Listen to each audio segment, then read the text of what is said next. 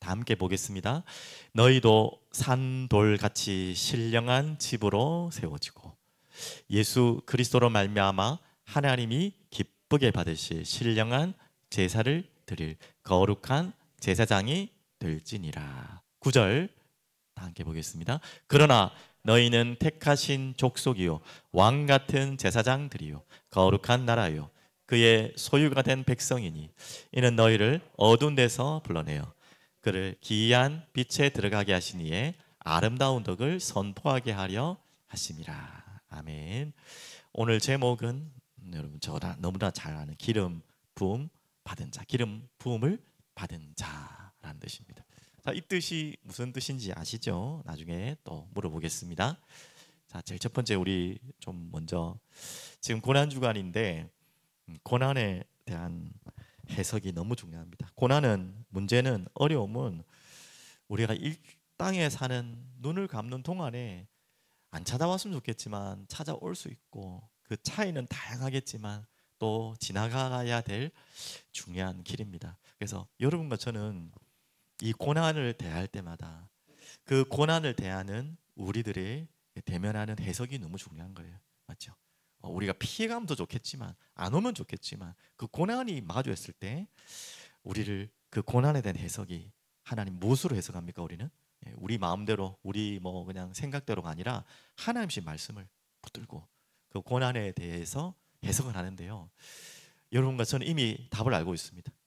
그 고난 가운데서 주시는 하나님의 말씀의 씨앗은 엄청납니다. 지금 그 이야기를 오늘 쭉쭉 나가고 결론에 다시 한 번 더 정리하는 시간 가지겠습니다.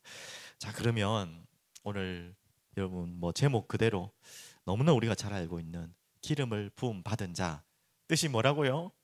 산이 우리 빈이 뭘까요?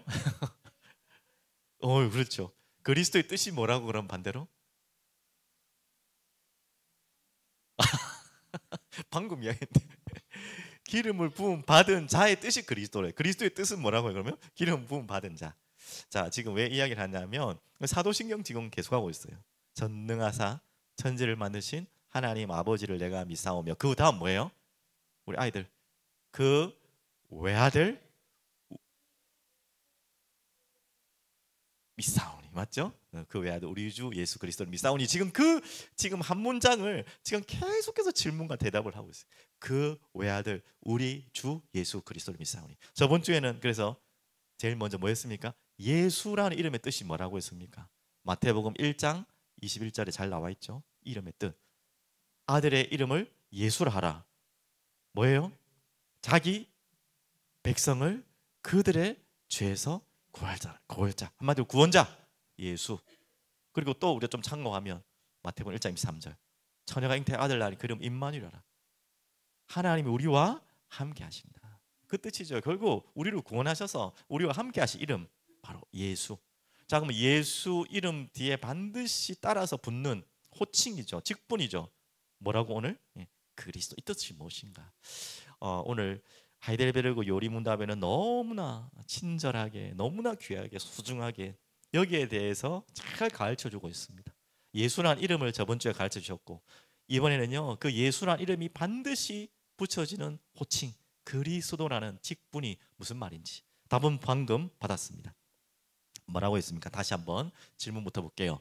왜 예수님을 기름 부음을 받은 자라는 뜻을 가진 그리스도라고 부릅니까? 그래 나와 있죠. 기름을 부음 받은 자, 기름 부음 받은 자. 이 뜻이 무엇입니까? 자, 그래서 제일 첫 번째, 아이고 순서가 왜 엉망이 돼 버렸네요. 아이고 큰일 났네. 네, 선지자 나와 있죠. 자, 그 이유는 먼저 볼게요.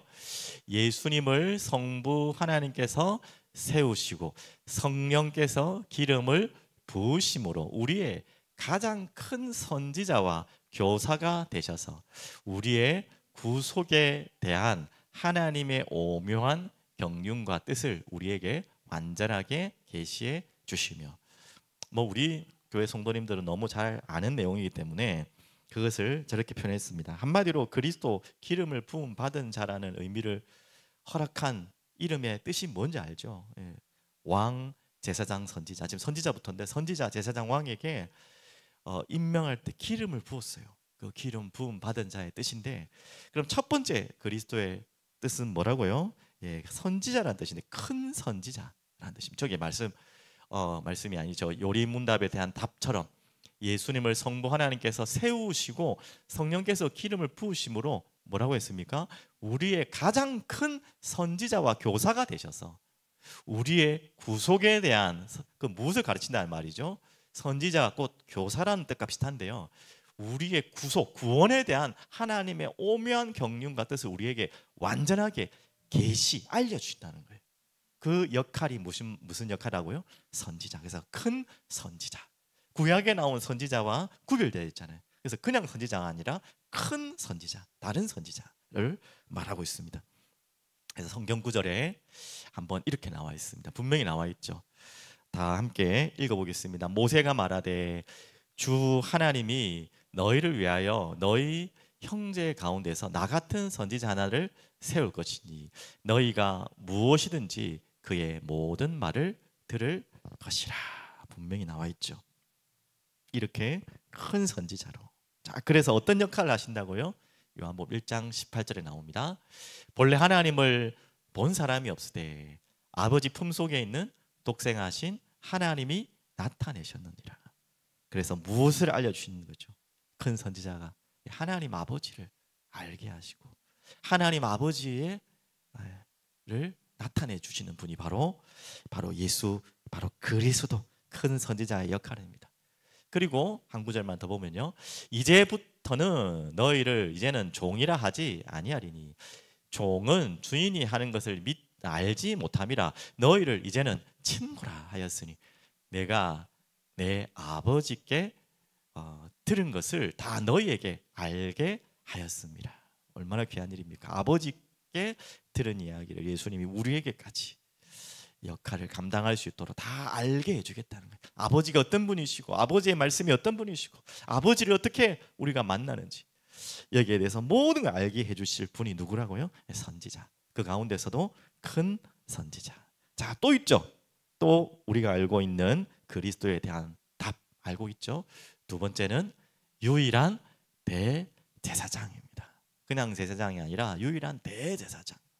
자, 그래서 답을 대제사장에 대한 답을 먼저 보겠습니다. 이렇게 요리문답에 대답해 놨습니다. 우리의 유일한 대제사장이 되셔서 자기 몸을 단번으로 제물로 드려, 속제물로 자신을 드렸다는 거죠. 우리를 구원하시고 지속적으로 또한 어떻게 하십니까? 우리를 위하여 성부 하나님께 간구하시는 역할. 이게 바로 대제사장, 유일한 대제사장, 우리의 중보자 역할도 같이 하시는 거죠. 그분께서 우리를 위해 속죄하실 뿐만 아니라 성부 하나님께 계속해서 간구하시는 역할, 그게 바로 또한 제사장의 역할입니다. 유일한 중보자. 많은 중보자 중에 아니라 유일한 우리를 향한 중보자 되신 분입니다. 그래서 성경 구절을 하나씩 보시면 히브리서 7장 17절 다 함께 읽겠습니다. 증언하기를 내가 영원히 멜기세덱의 반차를 따르는 제사장이라 하였도다. 자, 그런데 한 가지 숙제가 하나 있잖아요. 히브리서는 그 숙제를 잘 풀어놨습니다. 제사장의 반열에 대열에서 오셔야 되는데 예수님은 레위 지파입니까 아닙니까? 레위 지파가 아니에요. 유다 지파로 오셨어요. 그러면 안 받잖아요. 대제사장의 가문에 와야 되는데 아론의 가문으로 아론의 후손으로 오지 않았어요. 그런데 왜 예수님을 그리스도 제사장이라고 합니까? 그 직분이 아닌데, 지파가 아닌데, 그래서 저렇게 얘기하는 거예요. 거기에 대한 해석을 히브리서는 너무 잘 해놨습니다. 그래서 멜기세덱, 살렘 왕 멜기세덱이라고 그러잖아요. 그래서 제사장이면서 왕의 역할을 했던, 구약의 아브라함이 11조를 드렸던, 어디에서 왔는지 모르고 어디로 가는지 모르는 신비한 사람 멜기세덱. 근데 이 멜기세덱이 왕이자 제사장이에요. 자, 지금 멜기세덱이 결국 누구를 나타난다고 했습니까? 장차 오실 메시아 그리스도 예수님을 말씀하신 것입니다. 그래서 아론의 지파, 아론의 반차를 따르지 않고 아론의 계열에서 태어난 그 지파가 아닌, 어떤 그 육신의 지파가 아닌 멜기세덱의 반차를 따라 그 대열에서 오셨다는 거예요. 이해되셨습니까? 그래서 대제사장이 맞다라는 걸 증명하고 있죠. 자, 그러면서 히브리서 9장 12절 다 함께 읽겠습니다.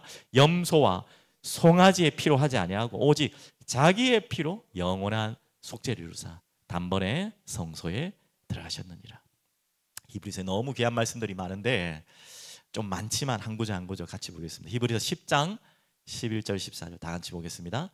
제사장마다 매일 서서 섬기며 자주 같은 제사를 드리되 이 제사는 언제나 죄를 없게 하지 못하거니와. 한계가 있죠, 일반 제사장들이 하는.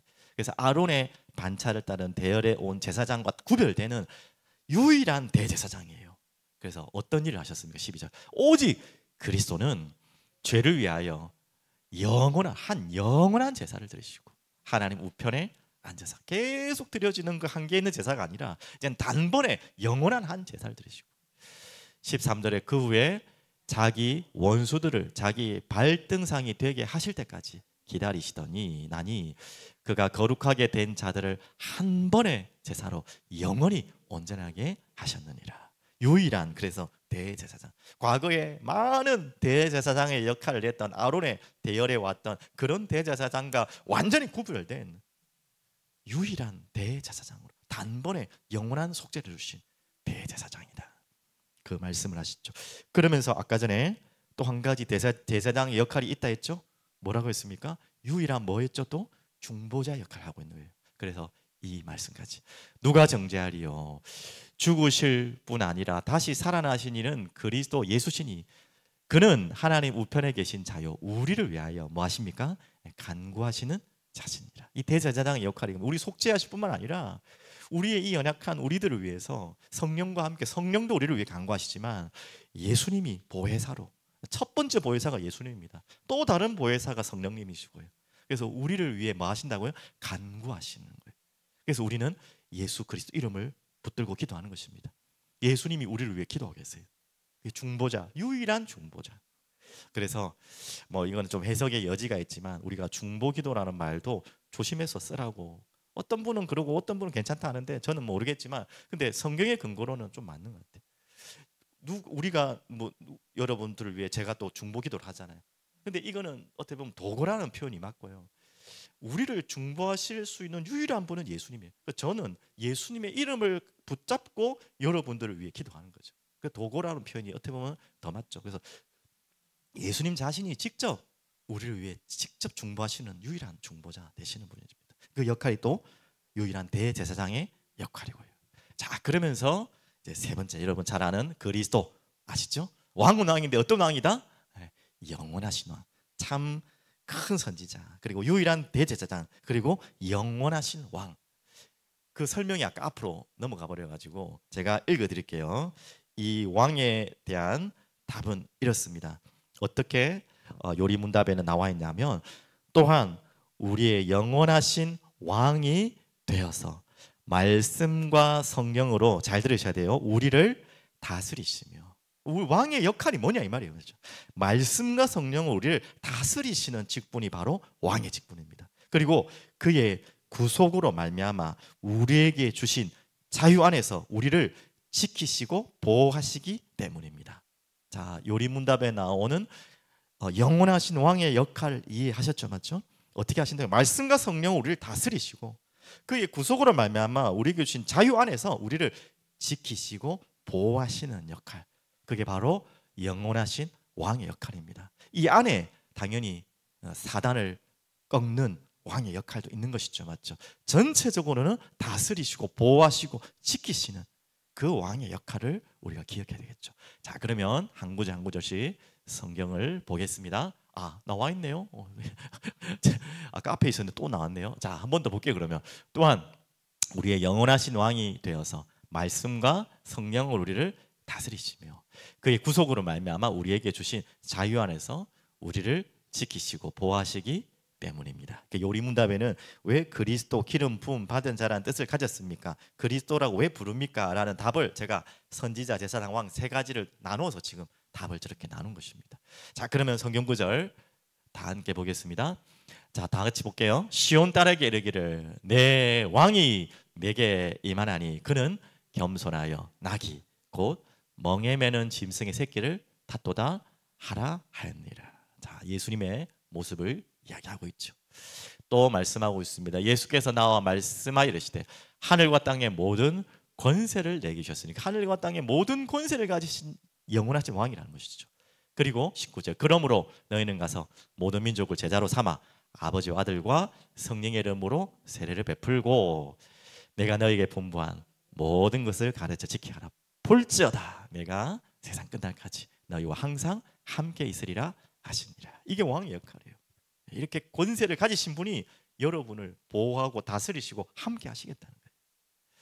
여러분 이 우리와 함께 하시는 영원하신 왕 되신 그리스도의 비밀을 꼭 확인하시길 바랍니다. 또 있죠. 마태복음 10장 28절.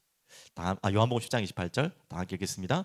내가 그들에게 영생을 주노니 영원히 멸망하지 아니할 것이요 또 그들을 내 손에서 빼앗을 자가 없느니라. 우리 안에 예수님이 왕으로 오셨다는 것은 여러분을 빼앗을 자가 아무도 없어요. 어떤 것에도 여러분이 빼앗기지 않습니다. 그분이 보호하시고 지키시고 다스리시기 때문에. 자, 그러면서 여러분 이 내용도 아시는 내용이니까 같이 보겠습니다.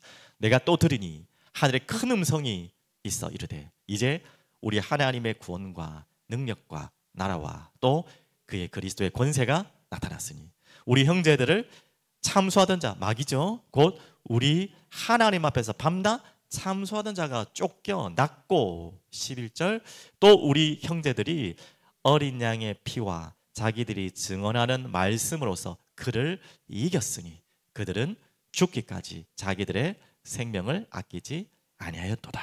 이렇게 완전히 승리하신 왕으로 우리를 다스리시고 지키시는 영원하신 왕 바로 이분이 바로 그리스도입니다. 자, 그러면 우리가 한 가지 더 알아야겠죠.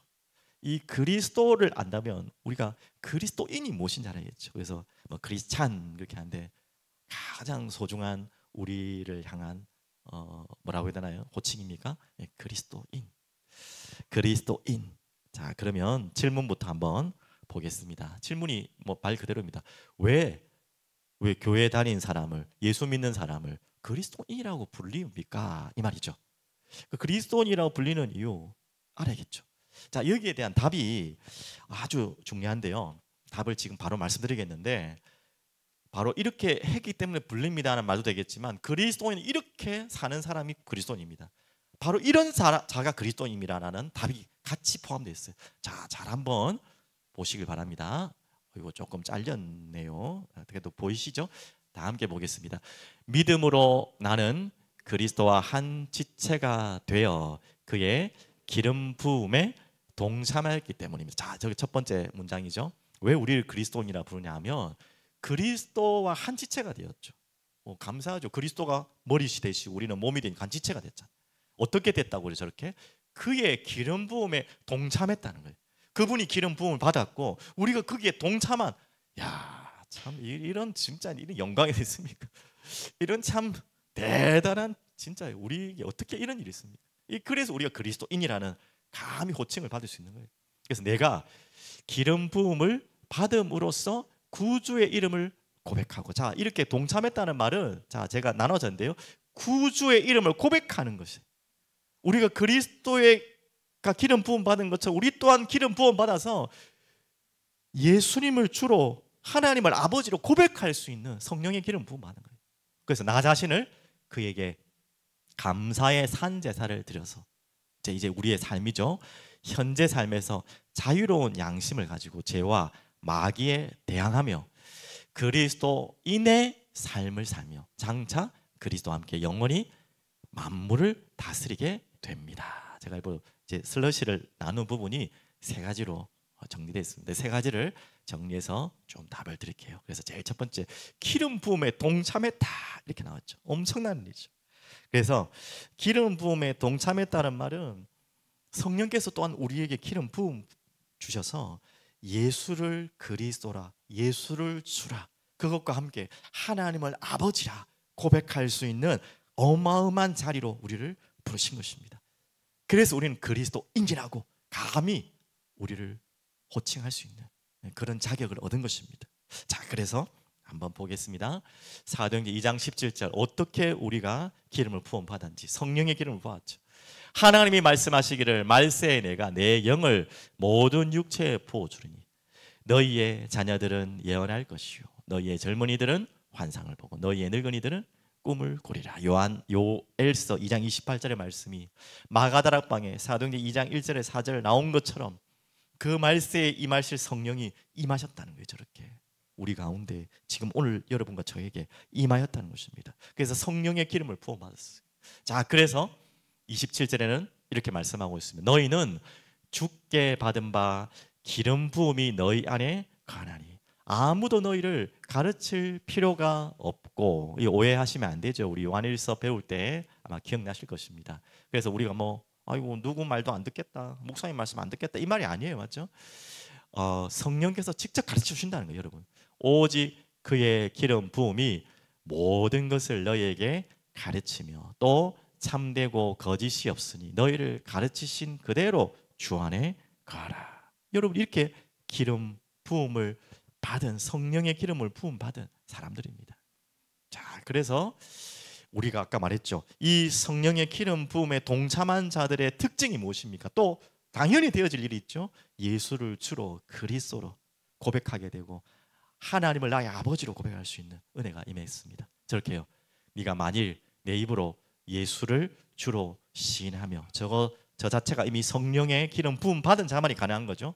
또 하나님께서 그를 죽은 자 가운데서 살리신 것을 네 마음에 믿으면 구원을 받으리라. 그래서 사람이 마음으로 믿어 의에 이르고 입으로 시인하여 구원에 이르느니라.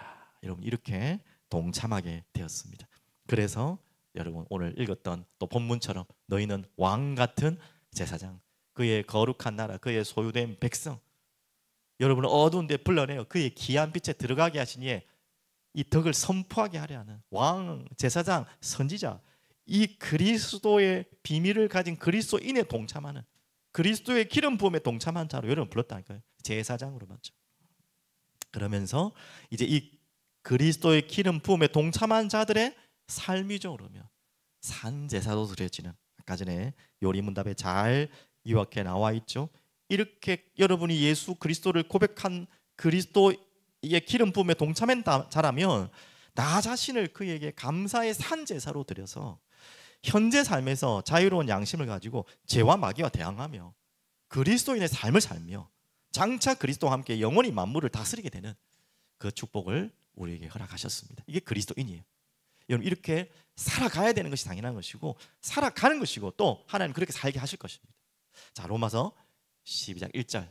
그러므로 형제들아, 내가 하나님의 모든 자비하심으로 너희를 권하노니 너희 몸을 하나님이 기뻐하시는 거룩한 산제물로 드리라. 이는 너희가 드릴 영적 예배니라. 자, 이것을 구체적으로 2절부터 나와 있지만 구체적으로 우리가 아는 말씀, 어떻게 산제사를 드리란 말입니까? 이렇게 내가 이르노니 너희는 성령을 따라 행하라. 그리하면 육체의 욕심을 이루지 아니하리라. 이렇게 거룩한 산제사로 우리의 삶과 모든 것을 드리는 것입니다. 왜? 여러분은 누구라고요? 그리스도인. 우리 산이, 너는 누구니? 그리스도인. 야, 이제 물어보면 대답하세요. 당신은 누구입니까? 나는 그리스도인입니다. 얼마나 귀한 고백입니까? 우리 국빈이, 루빈이, 당신은 누구입니까? 나는, 말이 싫구나. 이게 지금 장난처럼 제가 얘기하지만 이 고백이 엄청난, 아무나 여기에 대답할 수가 없어요. 그 자격을 받아, 내가 그리스도인입니다. 이거 어마어마한 거예요. 어마어마한 거예요. 저렇게. 그래서 17절, 육체의 소욕은 성령을 거스리고 성령은 육체를 거스리나니 이 둘이 서로 대적하죠. 너희가 원하는 것을 하지 못하게 하려 함이라. 그래서 거룩한 산제사로 드려지는 삶, 그게 그리스도인의 삶이 되는 것입니다. 자, 그것뿐만 아니라 또 있죠. 마태복음 25장 24절. 자, 다 함께, 아이고 잘못 읽은 찾았네요. 제가 한번 찾아볼게요. 마태복음 25장 34절 한번 찾아보겠습니다. 마태복음 25장 34절. 너무 중요한 본문인데 다른 본문을 제가 찾았네요. 34절입니다. 24절이 아니라, 잠시만요. 마태복음 25. 자, 찾으셨죠? 다 함께 읽어보겠습니다. 그때의 임금이 그 오른쪽에 있는 자들에게 이르시되 내 아버지께 복받을 자들이여, 나와 창세로부터 너희를 위하여 예비된 나라를 상속받으라. 야, 참. 여러분이 예비된 하나님의 나라를 심부름하는 것 정도가 아니라 상속받은 상속자라는 거예요. 자, 거기에 대한 말씀 한 구절 더 보겠습니다. 로마서 8장 16절 17절 잘 아시죠? 여러분이 기름 부음 받은, 성령의 기름 부음 받은 자로, 그 기름 부음에 그리스도와 함께 동참한 자로, 그리스도인으로 그리스도를 주로 고백했다면 이렇게 되는 거예요. 성령이 친히 우리의 영과 더불어 우리가 하나님의 자녀인 것을 증언하나니. 자, 그래서 어떻게 된다고요? 자녀이면 또한 상속자다. 곧 하나님의 상속자요, 그리스도와 함께한 상속자. 야, 그래서 그리스도인이에요. 그리스도가 상속받을 그 상속을 같이 받. 야, 우리가 그와 함께 영광을 받는 것입니다. 그분이 영광 받으신 것처럼 우리가 그리스도를 따라서 그리스도의 영광을 함께 받는. 그런데 그 영광에 지나가기 위해서는 반드시 지나가야 될 길이 있죠. 뭐죠? 고난도 함께 받아야 할 것이니라. 오늘 이렇게 여러분이 어떤 존재인 것을 꼭 기억해야 됩니다. 그래서 결론으로 바로 연결되면, 자, 아까 서론에 말씀드렸죠. 고난에 대한 해석. 지금 고난 주간인데 여러분, 예수 그리스도께서 왜 고난 받으셨는지 지금 새벽 기도를 통해서 뭐 이미 알지만 한 절 한 절 지금 보고 있지 않습니까? 왜 고난 받을 이유가 없는 저분이 아무 대꾸 하나 하지 않으시고, 이 세상 가장 억울한 분 중에 억울한, 세상에 어떤 사람도 뭐 억울한 사람들이 많겠지만 그 누구하고도 비교할 수 없어요. 아무리 억울해도 그 억울한 사람은 다 죄인이에요. 맞죠? 내가 억울한 누명을 썼든, 또 내가 하지 않은 행위를 통해서 내가 억울하게 뭐 재판을 받던 고소를 당하든 하든지 간에, 그래도 그 죄는 아닐지 몰라도 죄인이. 이 세상에 유일하게 어떤 죄도 물을 수 없는 분이 있잖아요. 어떤 죄도 물을 수 없는, 물어볼 수 없는, 감히 대입할 수 없는 분이 예수님이. 그 예수님이 처참하게 가장 비참한 심판대 앞에서 지금 계속 고소당하는 그 자리에서 심판을 당하는 모습들을 지금 보고 계셨고, 오늘 뭐 새벽에는 십자가에 달리셨죠. 맞죠? 왜 그 고난을 지나가셨는지는 이미 여러분 다 아시잖아요. 그 고난을 지나가셔서 결국 십자가에 매달리시고 피 흘리셔야지만 그 성경의 모든 말씀이 이루어지는 완성을 이루시기 위해서. 그 완성은 무엇 때문에? 누구 때문에? 우리 때문에, 나 때문에, 나의 죄 때문에 내 죄를 덮어쓰고 내 죄를 씻기 위해서, 속죄하기 위해서 아무 말 없이 어린 양에 끌려가는 도살장처럼, 희생제물로 끌려갔던 많은 속죄물처럼 아무 말 없이 조용히 죽어갔던 그 희생제물처럼 예수님이 그렇게 걸어가셨던 것입니다. 여러분 아시죠? 그 고난의 이유를 압니다. 그리고 그분은 그 고난이 끝이 아니었습니다. 그 십자가에 죽으시고 사흘 만에 승리하시고, 그 십자가를 참으시고 이기시고 모든 시험을 다 통과하시고 승리하셨습니다. 그것이 바로 이 그리스도가 고난받아야 될 이유를 우리는 알고 있는 것입니다. 자, 그러면 이 사실을 가지고 우리가 그리스도인이라며요. 그리스도인, 방금 마지막 로마서의 말씀도 봤듯이, 그럼 우리가 당해야 될 고난, 당연히 예수님하고는 비교할 수 없는 사건이지만 우리의 고난 속에도 분명한 하나님의 이유와 계획이 있다는 것이죠. 우리가 잘못한 것 말고 잘못한 것을 통한 고난은 또 다른 이유가 있겠죠. 우리의 실수와 죄악을 통해서 오는 하나님의 징계, 그리고 우리의 고침, 바르게 하기 위한, 그것은 고난이라 표현을 쓰면 안 되겠죠. 맞죠? 고난이 맞겠지만 징계라 표현하겠죠. 그것을 지금 이야기한 것이 아니라 그것을 넘어서 우리에게 찾아오는 고난을 어떻게 해석할 것이냐 말이에요. 그럼 오늘 우린 그리스도인으로서 해석해야겠죠.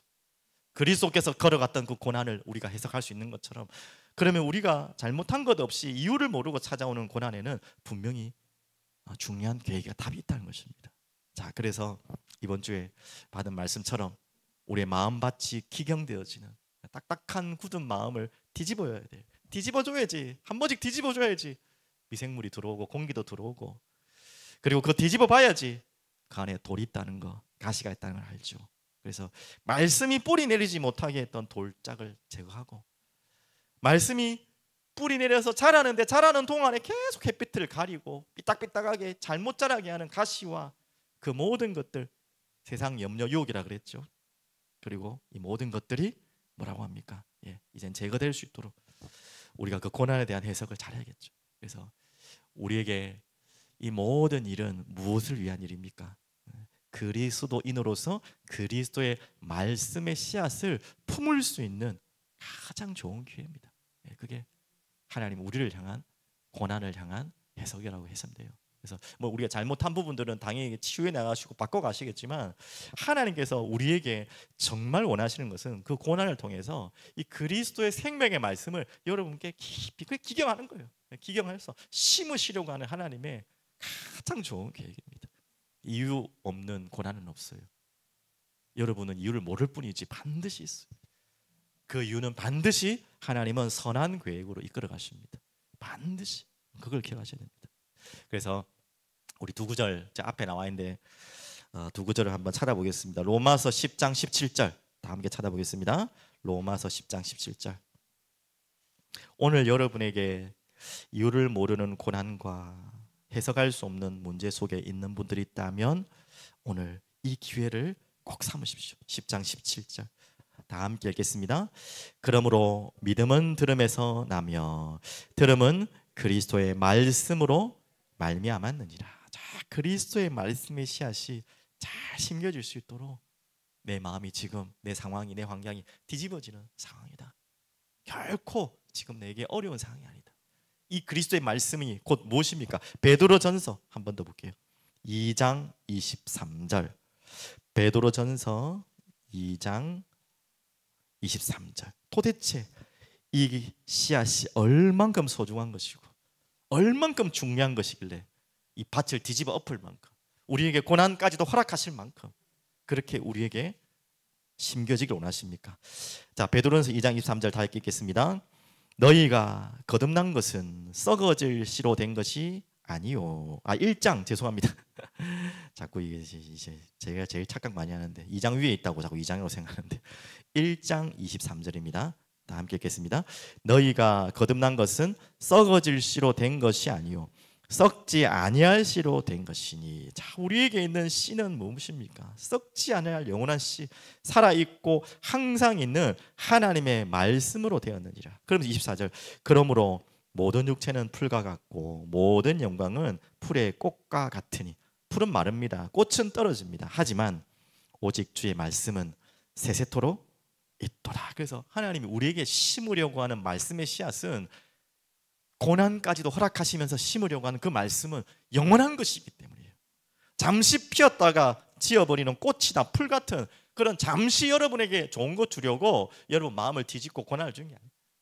예수 그리스도께서 고난 받으시고 십자가에 죽으신 것은 잠시 뭔가 문제를 해결하는 게 아니라 영원한 우리의 문제를 해결하기 위해서 자신이 감당하신 것처럼 하나님이 우리에게 또한 고난을 허락하신 그 길을 가게 하신 것은 잠시 뭔가 뭐 좀 그걸 주려는 게 아니라 영원한 씨앗을 심으시는 거예요. 그래서 25절 있죠. 하였으니 같이 읽었죠. 너희에게 전한 복음이 곧 이 말씀이니라. 이 복음이 심겨지면 다 끝나는 거예요. 복음이 심겨지고 제대로 심어지면 어떤 것도 여러분에게 막힐 것이 없습니다. 여러분이 그것은 영원한 씨앗이다. 이 복음이 오늘 말씀드렸던 그리스도 아닙니까? 그리스도의 말씀.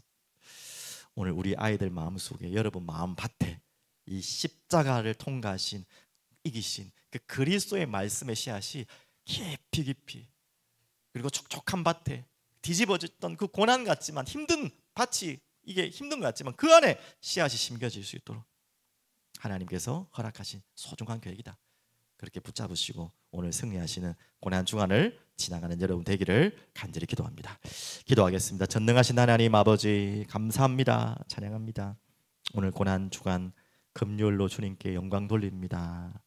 주님이 걸어가신 그 길을 또 새벽마다 보며 또 이제 그 주님이 십자가에 달리신 그 사건을 통해 우리의 마음밭에 우리를 살리시기 위해 영원한 생명을 주시기 위해 그 고난을 담당하시고 지나가셨던 그 예수님을 바라보며 따라가며 그래서 그리스도의 일을 완성하신 그 그리스도의 말씀이 우리 마음밭에 잘 심겨줄 수 있도록 우리 마음밭을 주님께서 은혜로 붙들어 주시옵소서.